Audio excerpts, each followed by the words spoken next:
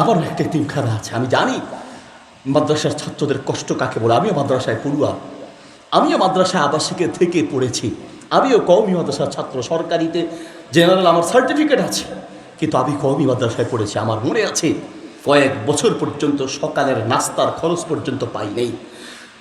আমার বাবা চেয়েছিল আমি ডাক্তার হব, মেধাবী ছাত্র ছিলাম, আলহামদুলিল্লাহ ডাক্তার বানাবে, টাকাওয়ালা বানাবে।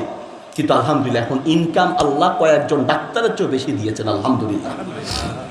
তবে আমরা সেগুলো হয়তো বিভিন্ন কাজে খরচ করে থাকি। যাই হোক, বলতে চাচ্ছিলাম যে মাদ্রাসার কি কষ্ট, মাঝে মাঝে একটু যাওয়া দরকার। গিয়ে বলবেন হুজুর আমি তো বিদেশে কম্বল ছাড়া আমার ঘুম আসে না, আমার তো প্রত্যেক বেলার তরকারিতে 5-6 রঙের তরকারি থাকে, আর মাদ্রাসার এক একটা ছাত্র 1-2 পদের তরকারি দিয়ে খায় কি করে? হুজুর আজকের দায়িত্ব আমি নিলাম, আমি বাচ্চাদের সাথে খাবো, আল্লাহ খুশি হয়ে যাবেন, ফেরেশতারা আপনার জন্য দোয়া করবেন, ঠিক কিনা? একদিনও হয় রে আপনার, একটা দিনও তো ভাবেন না যে আমার সামনে 8-10 পদের তরকারি, তো মাদ্রাসার ছাত্রগুলো কি দিয়ে খায়? যান একদিন, হুজুর একটু আজ বিরিয়ানি খাওয়াবো, দায়িত্ব আমি নিলাম হুজুর, একটা বেলার সব খরচ হুজুর আমি দায়িত্ব নিলাম, আমিও ছাত্রদের সাথে খাবো, আমিও খাবো। হুজুর শীতকাল এসেছে, আমার তো 2-3টা কম্বল, বিদেশি মোটা কম্বল, এই ছেলেগুলো গরিব মিসকিন ছেলেগুলো ওরা কিভাবে ঘুমায়?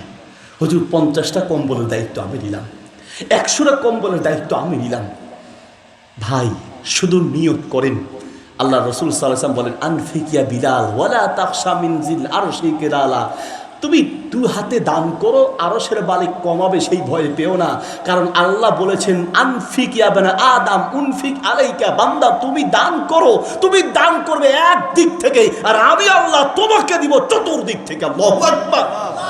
আমি তোমাকে চতুর্দিক থেকে দিব, আমি তোমাকে চতুর্দিক থেকে দিব। গিয়েছে কখনো? উপলব্ধি পর্যন্ত নাই।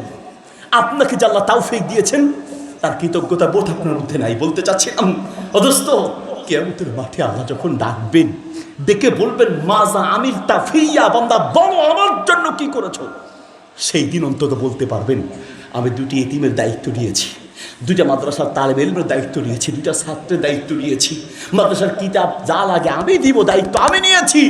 অজুখানা দরকার, মাদ্রাসার কি দরকার, দায়িত্ব আমি নিয়েছি হুজুর, কাউকে বলার দরকার নাই, আমি এই কাজটা করেছি আমার আল্লাহর জন্য। আল্লাহু আকবার। ইনশাআল্লাহ ফল আপনি পাবেন। ভাববেন হুজুর আমাকে শিখাই দিয়েছে, হুজুরের এত সাহস হয় না যে আমার ওয়াজ শিখাই দিবে।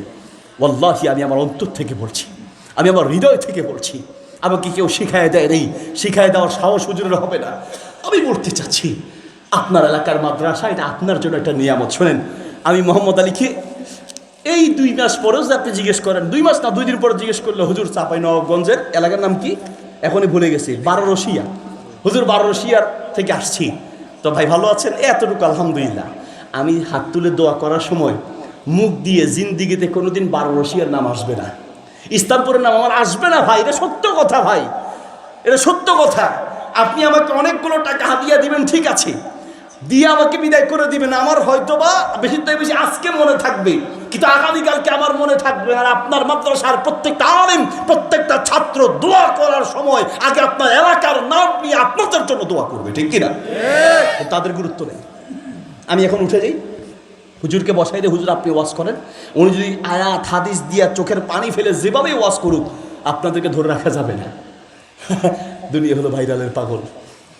হ্যাঁ বলতে পারেন যে হুজুর আপনার মতো বলতে পারবেন, আরে আমি বলি আর যেই বলুক ওরা হাদিসের কথাই তো। আমাকে আপনি গুরুত্ব দিচ্ছেন আর আপনার এলাকার আলেমকে আপনি গুরুত্বহীন মনে করছেন, আর আমি কিয়ামতের মাঠে আপনাকে চিনতে কষ্ট হবে, কিন্তু আপনার এলাকার দিনদার আলেমরা আগে আপনাকে খুঁজবে, ঠিক কিনা?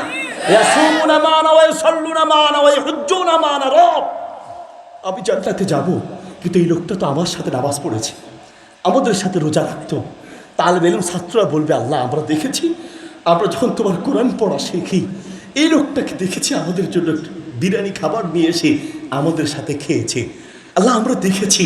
কিয়ামতের মাঠে এই ছেলেগুলো সাক্ষী দিবে।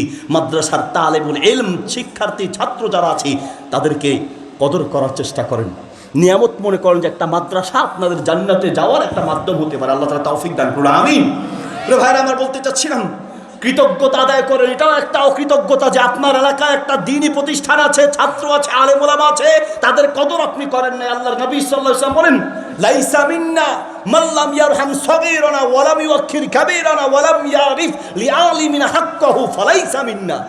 যে ব্যক্তি ছোটদেরকে স্নেহ করলো না, বড়দেরকে সম্মান করলো না, আর আলেমদেরকে সম্মান দেয় না, আলেমদের কদর করে নেই।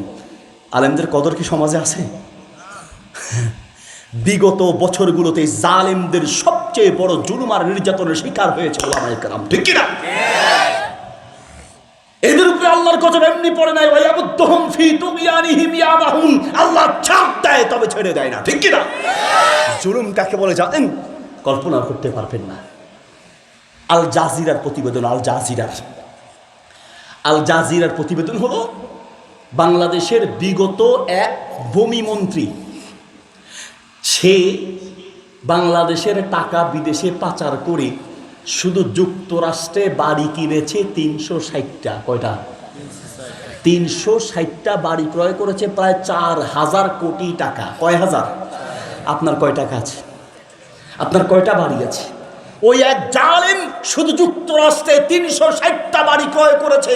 ওই টাকা ওর বাপ দাদার টাকা নয়, ওটা আপনার আর আমার এদেশের মানুষের রক্ত চোষা টাকা, ঠিক কিনা? জুলুম কাকে বলে কথা বলতে পারবি। আমার মতো আলহামদুলিল্লাহ আমরা কত বড় বড় ক্ষমতাসীনদের সাথে চলি, কত বড় বড় প্রশাসনিক লোকদের সাথে চলি, মাহফিলের উসিলা আলহামদুলিল্লাহ। আমাদের মতো ব্যক্তি, শেখ আহমদুল্লাহ সাহেবকে চিনেন না? আর সুন্নাহ ফাউন্ডেশনের চেয়ারম্যান, ওনাকে আমার ফেনীতে দাওয়াত দিয়েছি।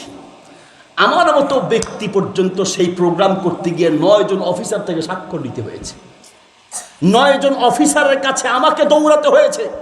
এক একজনের কথা এই হয়েছে সেই হয়েছে, এমনি বলা যাবে না, তেমনি বলা যাবে না, একটা লিস্ট ধরাইয়া দিছে, এমনি বলবে সেমনি বলবে, ওভাবে বলা যাবে না, সেইভাবে বলা যাবে না। মনে হয় যেন ওয়াজ ওরা করে। এই জালেমদের এই জুলুমের কারণে আল্লাহর গজব এদের উপরে পড়েছে, ঠিক কিনা? ওদের তো দোষ নাই, ওদেরকে যেমনি বলছে তেমনি করছে। দোষ হল তো যাদের ইসলাম নিয়ে চুলকানি আছে। আপনারা আবার মনে করবেন না যে মাশাআল্লাহ আমরা এখন খুব স্বাধীন, এখন আমরা যেমনি মনে চাই তেমনি চলবো। ভাইয়ের আমার, এখনো স্বাধীনতা আসে নাই। স্বাধীনতা আসছে, এটা দেশের ক্ষমতা রদবদল হয়েছে, কিন্তু ইসলামপন্থীদের স্বাধীনতা এখন পর্যন্ত আসে নাই। আমাদের আরেকটা পরিবর্তন দরকার, আরেকটা স্বাধীনতা দরকার, যেই স্বাধীনতা হবে, যেই পরিবর্তনের পরে ইসলামের কথা বলতে, কোরআন হাদিসের কথা বলতে কোনো দ্বিধা থাকবে না, ঠিক কিনা? এখনো কোনো জায়গায় শুনছি মাহফিলে বাধা আসছে। আরেকটা পরিবর্তন দরকার, স্কুল কলেজের শিক্ষার একটা পরিবর্তন দরকার। প্রিয় ভাইয়ের, আবার বলতে চাচ্ছিলাম, আমাদের সবচেয়ে বড় সমস্যা হলো এদিকে কষ্ট হচ্ছে। কয়টা বাচ্চা ভাই? ছেড়ে দে নাকি? 12টা বেজে গেছে ভাই। ফজর নামাজ পড়তে হবে না? হ্যাঁ, পড়বেন তো ইনশাল্লাহ।